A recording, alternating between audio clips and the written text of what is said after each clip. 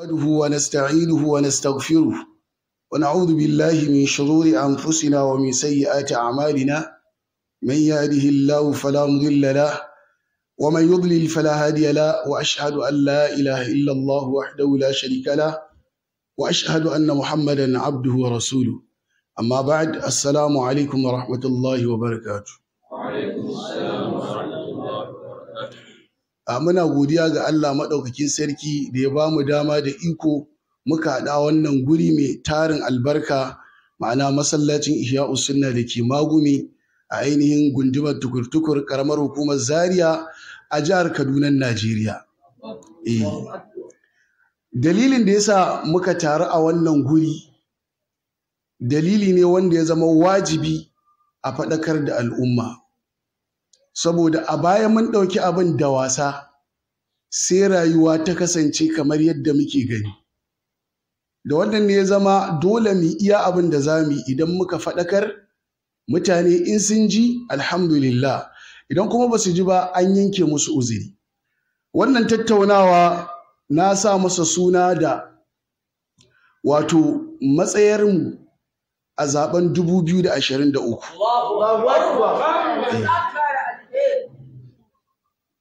Wannan bayani ba wai ina yin shi bane ga mu kaɗai 'yan makarantar nan, ina yin shi ne ga duka mutanen Najeriya. Wannan ita ce matsayar duk wani ɗan Najeriya mai tunani, mai hangen nesa, musulmi ne ko kirista ne. A musulmin ma ahlus sunna ne, ɗan izala ne, ɗan ɗarika ne ko ɗan salafiya. In kuma kirista ne, ɗan ɗarikan angalikan ne ko ɗan ɗarikan katolika ne. Wannan ita ce matsayar mu mutanen Najeriya, wanda kar ku ɗau wannan bayanin da wasa. Bayanin ne yana fitowa ne daga cikin zuciyarmu, abin da bakinmu yake faɗi zuciyarmu tana gamsuwa da yadda da shi. Mun ga abin da ya faru zaben 2029, malamai sun hau mumbarori na juma'a, mumbarori na wa'azuzzuka, kai tsaye sun tallata wannan gwamnatin da take ci yanzu ba tare da wani ɓoye-ɓoye ba. Sai dai da aka samu matsala, da yawan malaman, ba duka ba, da yawansu ba su dawo kan mumbarorin sun yi jawabin cewa a yi haƙuri ba. Sun tallata amma ba a samu abin da ake bukata ba. Mu kuma muna fatar idan Allah maɗaukakin sarki ya sa an ji wannan bayani kuma an yi aiki da shi, shugabannin da suka samu dama sun yi abin da ya kamata, alhamdulillah. Idan kuma sun samu dama suka yi irin abin da waɗancan suka yi, mu za mu dawo ne yadda muka yi bayani, haka za mu dawo mu bayyana gazawarsu da kuskurensu, mai yiwuwa ƙila a samu canji su ma in ba su yi abin da ya kamata ba. Daga cikin abin da nake so in tattauna, duk wani musulmi ya san Allah maɗaukakin sarki shi ke ba da mulki. Allah maɗaukakin sarki ya faɗi wannan a cikin suratu Ali Imran.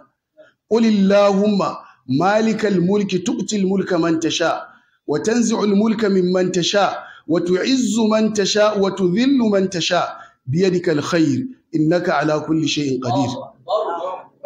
Qul Allahumma, kace ya Allah malikal mulki, kai kake bada mulki.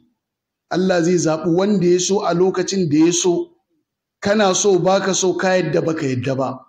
Allah maɗaukakin sarki zai ba wanda yake so. Allah maɗaukakin sarki shi ke ɗaga wanda yake so, kuma shi ke sauke wanda yake so, shi ne mai iko akan komi.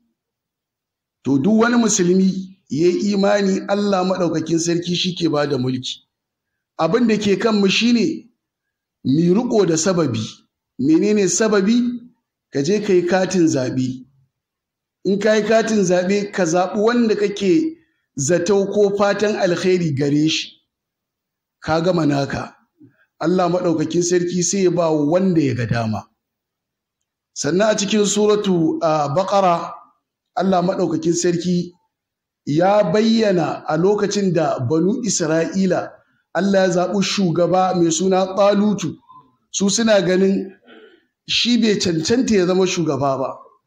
Wa qala lahum nabiyuhum inna Allah qad ba'atha lakum taluta malika qalu anna yakunu lahu al-mulku alaina wa nahnu ahaqqu bil mulki min wa lam yu'ta sa'atan min al-mal qala inna Allah astafahu wa zadahu inna Allah astafahu alaykum wa zadahu basṭatan fil ilmi wal jismi wallahu yu'ti mulkahu man yasha wallahu wasi'un alim. Kunga Allah maɗaukakin sarki ya zaɓo Taluta a lokacin su ba su yadda ba su su, amma saboda shi ke da iko, shi ke da ƙarfi, mulkin tashi ne ya ba Talutu. Sannan Allah maɗaukakin sarki ya bayyana wasu qualities na shi wannan bawan Allah Talutu, ya ce wa zadahu basṭatan fil ilmi wal jismi. Allah ya bashi yalwan ilimi da jiki. Malamai suka ce alquwwatu fil jismi ake nufi, ƙarfi a jiki. Kunga dole shugaba ya zama lafiyayye, ya zama mai ƙarfi, ya zama wanda zai iya shiga da fice wajen ƙwato haƙƙin 'yan ƙasa. Idan mun binciki tarihi na Sayyidina Umar radiyallahu anhu, ya kasance cikin dare yakan tashi ya zagaye garin Madina a lokacin al'umma suna bacci. Har wata ran ya zagaya ya ji wata mata tana wasu waƙe da ke nuna damuwa da alhinin rashin mijinta saboda an tura shi jihadi ya daɗe. Ya tambaya wannan wata mata ce, aka bayyana mishi ai mijinta ya tafi jihadi, har aka dawo da shi aka yi tsari akan wannan. Amma muhallin shahid, yau Sayyidina Umar da ba lafiyayye bane zai zagaye gari al'umma suna bacci? Ba zai yi ba. Da haka dole shugaba ana buƙatar ya zanto lafiyayye. To wannan shine shimfiɗa. Abu na farko daman da nake so in yi magana a kan shi. Waɗannan shugabanni da suke neman kujerar Najeriya duka mu ɗauko su, mu aje su, mu adalci a kansu. Mutum na farko wanda jam'iyyarsu take mulki, mai girma Ahmad Bola Tinubu.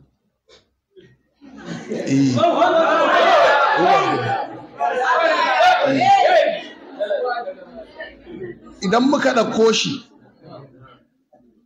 muka duba yanayin shi a bisa adalci irin ta shari'ar musulunci, abu na farko da kowa bai da shakka a kan shi, mutum ne mara lafiya, wanda ko gunduma aka bashi ya jagoranta ba zai iya ba. Ballantana ƙaramar hukuma ko jiha, ballantana ƙasa. Lafiyayye a Najeriya ma yaya ya ƙari? Bai da lafiya, kuma bayyanannen rashin lafiya. Babu wani dalili da za ka iya ɓoye wa ɗan Najeriya sai dai son zuciya. Sannan na biyu, sakamakon rashin lafiyan shi hatta magana bai iya yi. 'Yan jaridu sun tambaye shi, ya tafi da wakilai, in an mai tambaya sai ya zaɓi ɗaya ba su ansa, sai ya ba su. In an jefo wata sai ya zaɓi wani ba su ansa. Wanda zai shugabanci ƙasa ba zai iya ba da amsa ba. Yanzu wannan ne zai zama shugaban ƙasa, suwa za su yi mulkin. Abu na uku, irin wannan taɓarɓarewar rashin lafiyar shi ke jawo ƙasa ta tsaya cik. Ya faru a baya kafin mai girma shugaban ƙasa na yanzu ya samu lafiya. Najeriya ta tsaya cik a guri ɗaya. A wannan lokaci ne aka samu ɓarayi sun samu dama suka yi ta ƙara 0-0 suka kwashe kuɗin ƙasar. Yana can Ingila yana nemo lafiya. To lallai zaɓen wannan a matsayin shugaban ƙasa zai mai da mu wato gidan jiya ne. Idan muka ɗauko maganan da 'yan Najeriya suke a kan, to ai shi mai girma Bola Tinubu musulmi ne, sannan kuma mataimakin shi musulmi ne. Suna yada Muslim ticket, kamar yadda an ci kasuwan wannan a 2019. Sai mu ce gaskiya ne, Bola Ahmad Tinubu musulmi ne, Kashim Shettima musulmi ne. To amma in aka ce musulmi, ana neman musulmin ne fa bi ma'anar kalima. Idan aka ce musulmi, cikakken musulmi, in muka ɗauko shi musulmi ne amma matar shi kirista ce, ba ordinary kirista ba, fasto ce, ma'ana akaramakin lahu babban shehiya ne a addinin kirista. Abu na biyu, 'ya'yan shi guda 5, guda 4 duka kiristoci ne. Kai a matsayinka na musulmi Allah ya umarce ka tabbatar 'ya'yanka sun gina akan aƙida da tauhidi, amma ya sakan ma matar shi. Wannan shi ke nuna ran da ya zama shugaban ƙasa matar shi za ta yi mulki, ba shi ba. Sannan abu na gaba, yana musulmi Fatiha ta gagara ta karantu. To wannan wani irin musulmi ne kasa karanta Fatiha? Mu a arewacin Najeriya har kiristoci sun iya Fatiha da Falaki da Nasi. Saboda yawan karantawa da ake yi suna ji. Kiran sallah da iqama duk sun iya. Da kan ana magana musulmi, musulmi ne amma rubabbe. Idan aka ɗauko mataimakin shi, musulmi ne tabbas, amma fa shi da kanshi ya fito a midiya duniya suna ji, ya ce shi fa ba musulunci zai wakilta ba. Ya faɗi wannan tabbas, shi ba musulunci zai je karewa ba. To me yasa za su yi amfani da musulunci don su cimma buƙatarsu?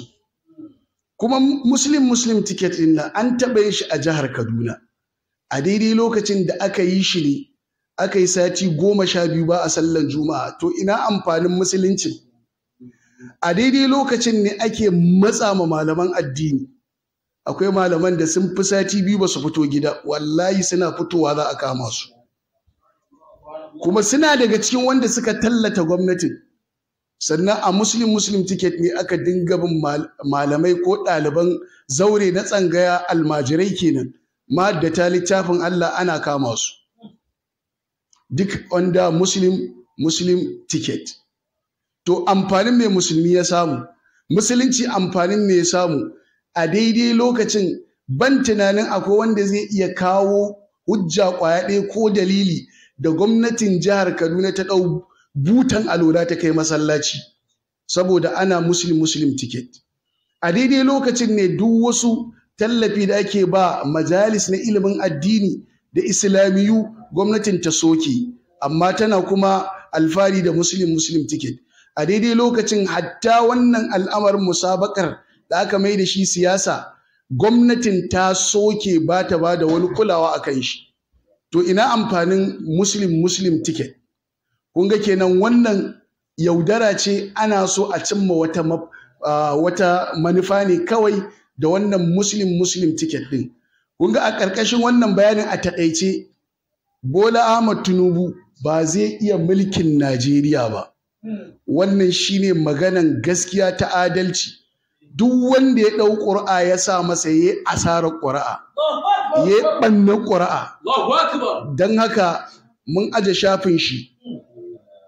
Idan muka ɗauko mai girma Dr. Rabi'u Musa Kwankwaso, kun ga wannan bawan Allah ne, mutumin kirki, ana mashi yabo, amma kuma ya ɗau abin da ya fi ƙarfin shi. Girman shi da sanayyar shi da gogewar shi da tattalin arzikin shi bai kai ya nemi shugaban ƙasa ba. Balma mabiyan shi idan aka tattara su, ƙaramar hukuma ɗaya a Kano ba za su iya ci ba. Saboda na ga taron su na North East, jihohi 6 a stadium suka yi a jihar Bauchi. Idan ka ga taron za ka ga wannan da ƙyar za su iya cin gunduma in duka an tattara ƙuri'arsu. Kun ga wannan ya fito ne damban da ya fi ƙarfin shi. Ko da mutumin kirki ne, amma wannan harkar ta fi ƙarfin shi. Sannan idan kuka ɗauko tattalin arziki, yawan akwatunan da suke Najeriya, adadin yawansu da za a ce ya kawo kuɗin agent inda za su kula mai da akwatunan bai da su. Da ana neman wajen biliyan 20 ne ko biliyan 30, wanda da an cire biliyan 30 a kuɗin shi, maula zai koma. Ko kuma ya koma biye. Da haka wannan harkar ta fi ƙarfin shi, ba zai iya ta ba. Wanda ya ɗau ƙuri'a ya zaɓi wannan jam'iyya tashi, to lallai ko shakka babu yi asarar ƙuri'a. halin da muke ciki a ƙasar nan hali ne wanda ya shafi musulmi ya shafi kirista, don rashin tsaro ya shafi musulmi ya shafi kirista, tsadan kayan masarufi ya shafi musulmi ya shafi kirista, jami'o'i na ƙasar nan da suke so su ƙara kuɗin registration sun ƙara ko ya shafi musulmi ya shafi kirista, makarantu na jihar Kaduna da aka tsawwala kuɗi ya shafi musulmi ya shafi kirista. Da haka wannan mafitar ta gaba ɗaya ce, kai musulmi ne ko kirista duka mafitan mu ɗaya ce.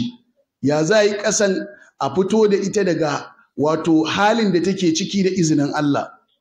Don haka magana ɗaya ce kuma babu ko shakka a kanta, sai dai in za ka sa son zuciya. Wanda muke mai fatan alkhairi da zaton in Allah maɗaukakin sarki ya bashi za a iya samun sauyi sakamakon abubuwan da ya yi a baya da kuma manufofinsa da yake tallatawa a wannan nema da yake yi, shine mai girma wazirin Adamawa. Wannan bawan Allah babu yadda za a yi, Ubangiji ta'ala ne ya zaɓo shi a wannan lokaci kuma ya sa ya fi sauran duka cancanta.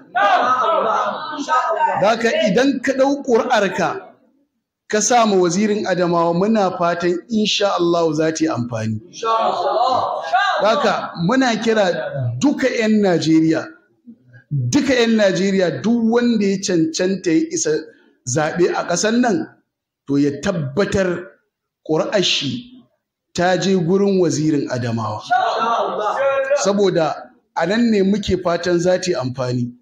Daga cikin abubuwan da ya bayyana na ƙudurorinsa, abin da ya ci ma 'yan Najeriya tuwo a ƙwarya, ya sa abubuwa da yawa suka yi tsada, rayuwa ta fi ƙarfin talaka, shine rufe boda da aka yi da wannan gwamnatin ta yi. Ya je jihar Katsina ya tabbatar da ya shiga ofis, abu na farko za a buɗe boda 'yan Najeriya su samu sauƙin rayuwa. Kayayyakin masarufi da suke tsada a Najeriya, ana buɗe boda da izinin Allah abubuwa za su yi sauƙi. Tun daga abin da ya shafi abinci, ga shinkafan nan a da 350 mai tsakuwa, sai gatanka ya kai rashin gatanka ya kai rashin gata sannan za ka siya. Waccan da ake ɗebowa daga buhu sai ruwa sai tukunya, gaba ɗayanta ba ta wuce 600-700 ba, a daidai lokacin da matan aure suke samun sauƙi. To insha Allah duk waɗannan abubuwa da abin da ya shafi abinci da sauran kayayyakin masarufi insha Allah za su yi sauƙi. Ya yi wannan alƙawarin, kuma mu abu ne mai sauƙi idan ya samu mulkin ya ƙi buɗewa mu fito mu ce kayi ƙarya. Kamar yadda shugaban ƙasa na yanzu mai ci yanzu ya faɗi wasu maganganu a lokacin yana giyan nema, ya hadda kuka da Allah maɗaukakin sarki ya bashi, sai ya biris kuma ya koma yana faɗa ma talakawa maganganu mara daɗi. To lallai idan mai girma wazirin Adamawa bai cika alkawarin nan ba, za mu zo mu faɗi a duk inda muke tunanin za a ji.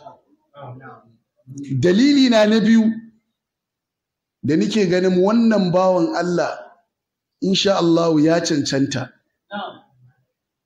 Dinnan da muke cikin nan matasa ne, maza ne, mata ne, matasa ne. Yi alkawari saboda jin jiki da aka yi da talauci da taddaki 'yan Najeriya. Galibin al'umma wallahi sun zari da yawa, kuma wallahi tsabar yau da kullun ci. Mutum zai zo yana tafiya bai san inda zai je ba. Tsabar yau da kullun ce. Da yawa matan aure da mutuncin sun koma maula. Na haɗu da wani bawan Allah ya ce yi sallah a wani masallaci, sallar isha, amma ba yadda zai yi, yana cikin matsanancin hali amma ya kasa miƙewa yi magana saboda bai saba ba, saboda yana ganin ba ma za a yadda da shi ba. amma mutum ne mai kamala kuma shiga ce ta kamala. Ya ce to wallahi da yiwuwan a gidan shi yau wani ya mutu saboda yau kwana kaza kenan ba a ci abinci ba, don girman Allah za a samu mafita yake tambaya na. Wannan maganan gaba ɗaya ba wuce sati biyu ba, ku tambayi Malam Ɗanbala. To a irin wannan waɗanda suka iya yin magana ne, yanzu wannan ya fito ne bai san inda zai je ba, kawai mafita yake nema. Saboda wannan ne mai girma wazirin Adamawa alƙawarin raba wasu adadin kuɗaɗe wanda adadinsu ya kai naira biliyan, dala biliyan ba naira ba, dala biliyan 10 wanda za a raba masa samari da 'yan mata da matan aure da sauran 'yan Najeriya don su samu sauƙin rayuwa. Don haka a taƙaicen taƙaitawa kenan, idan muka ɗauko wato abin da ya shafi jihar Kaduna, a wannan jiha shakka babu akwai aikace-aikace da aka yi na raya gari, na raya ƙasa, an yi titina, an yi gadoji, tabbas ido na ganin wannan, kuma mun gode ma Allah mun ji daɗi saboda gari ya ƙara kyau. To sai dai inda aka samu matsala su mazauna garin, mazauna ƙasa aka kashe. Yanzu ka gyara gari, ka ƙawata gari, amma ba mazauna garin, me amfaninsa? Bai da amfani.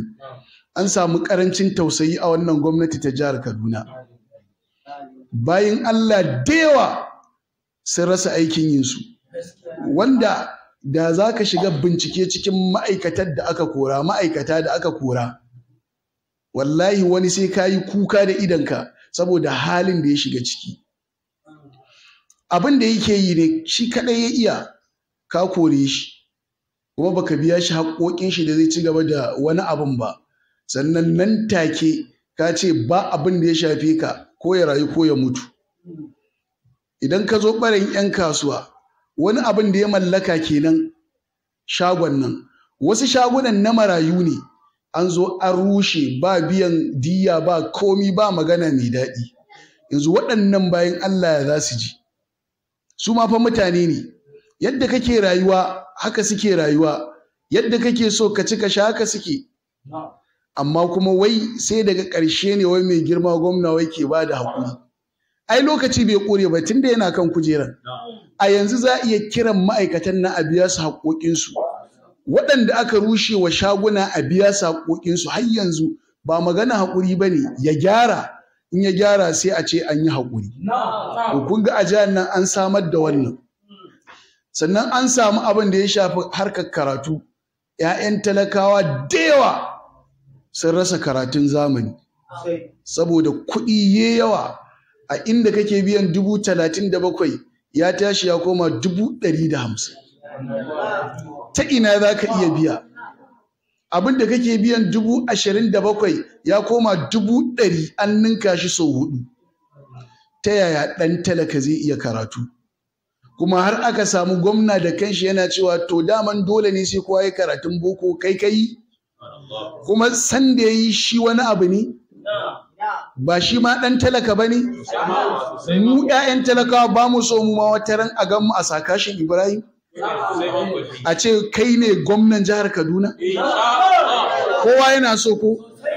Da haka wannan kun ga akwai ƙarancin tausayi, akwai ƙarancin duba ma 'ya'yan talakawa.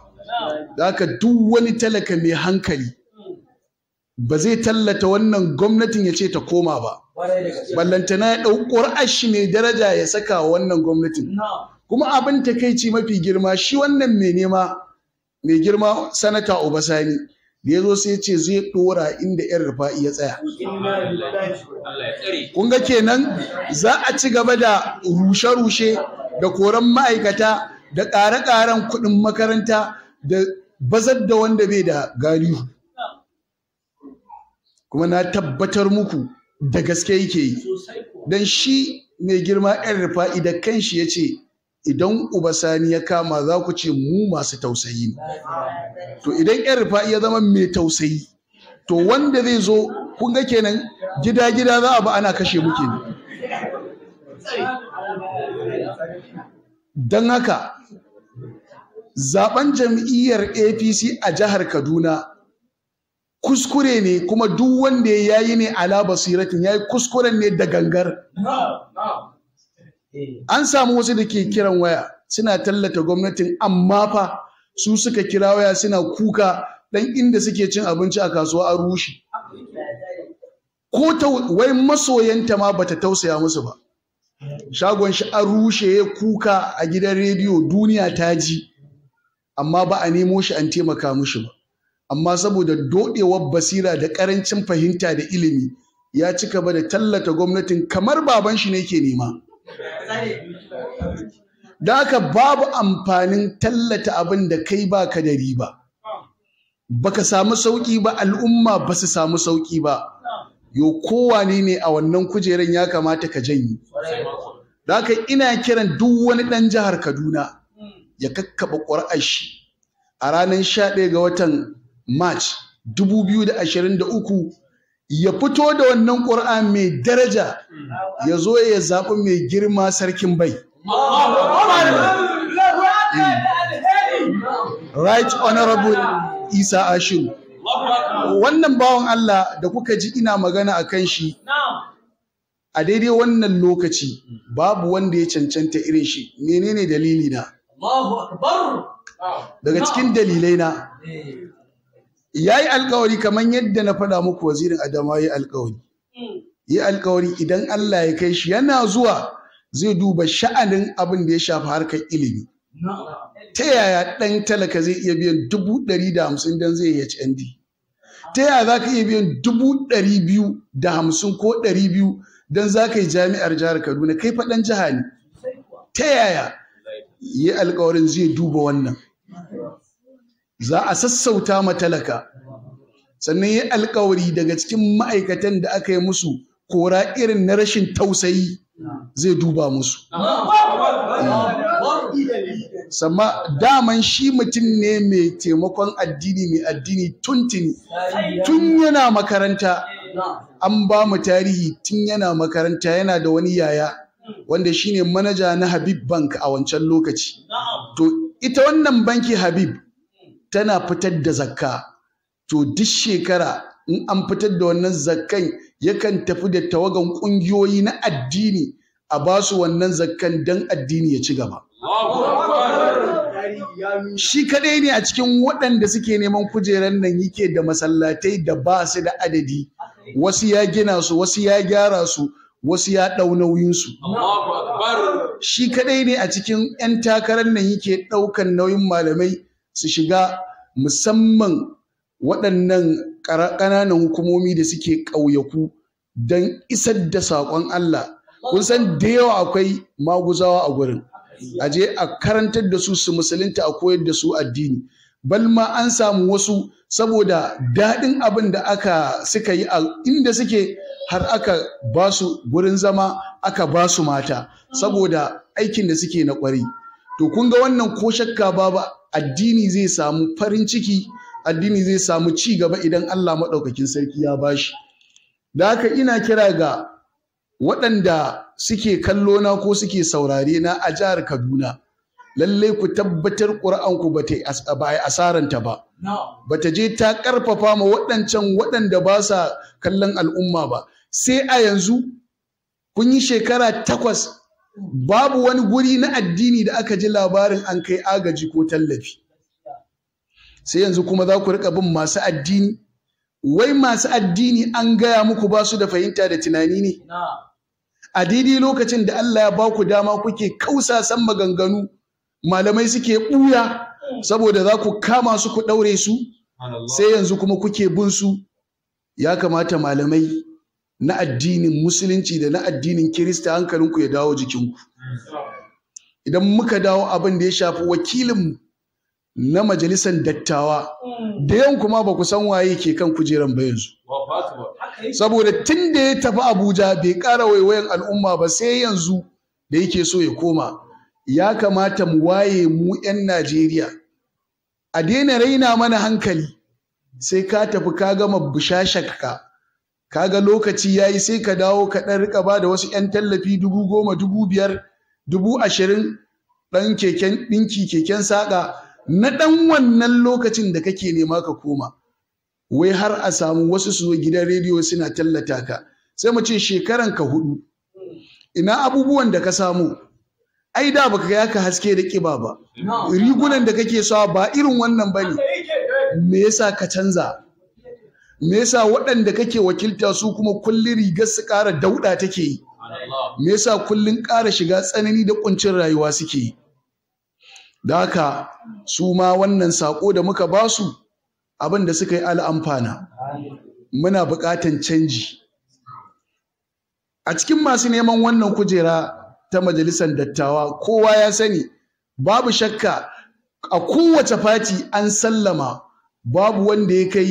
barista Ibrahim Khalid cancanta da haka in kika zo zaki zaɓe ki tabbatar baki asarar ƙwar'arki ba musamman ku mata kuna ɗaya daga cikin waɗanda ake raina tunaninku da iliminku kin je kin yi ilimin zamani kin ilimin addini amma ƙasa da minti 20 ko minti 10 wani daƙiƙi da bai primary school ba sai ya zo ya canza miki tunani shi yasa ko da kuke ƙafafa what man can do women can do ƙarya ce kuna kawo wannan ne a wajen neman shagalar ku kawai amma inda ya kamata ilimin ya amfani ku kuma ba ku nuna ilimin da haka wannan bawan Allah a bisa dukkanin bincike saboda yanayin lokaci ya cancanta kai a takaicen takaitawa a bisa adalci da aka duba 'yan takarar nan tun daga ƙasa zuwa sama da jam'iyyun da ƙarfin jam'iyyu da kwalitin 'yan takarar da ƙarfinsu duk wanda yake jihar Kaduna da Najeriya ya tabbatar ba jam'iyyar da ta aje 'yan takara masu kwaliti wanda ake tunanin suna da dama-dama irin jam'iyyar PDP mai alamar lema. Wannan bayanin ina yin shi ne tsakanina da Allah kuma idan an samu akasin haka zan dawo wannan kujeran in bayyana abin da suka yi ba su kyauta ba in kuma sun kyauta zan ƙara dawowa in jinjina musu in ce sun kyauta. Da haka wannan saƙon ina so ya shiga duka lungu da saƙo na Najeriya. Wannan jan hankali ne da faɗakarwa ga dukkanin mutanen Najeriya kuma duk wanda ke nan wakili ne aƙalla ka je ka fahimtar da mutum 100.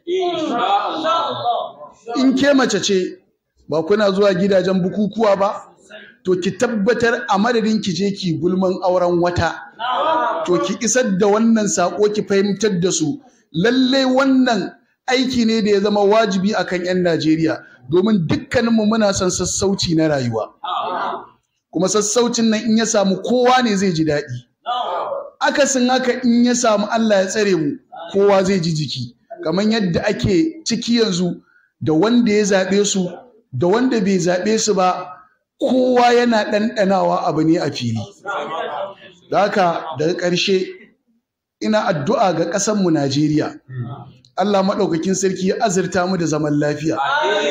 'Yan ta'addan da suke ta'addanci lungu da saƙo muna roƙon Allah ya shiryar da su.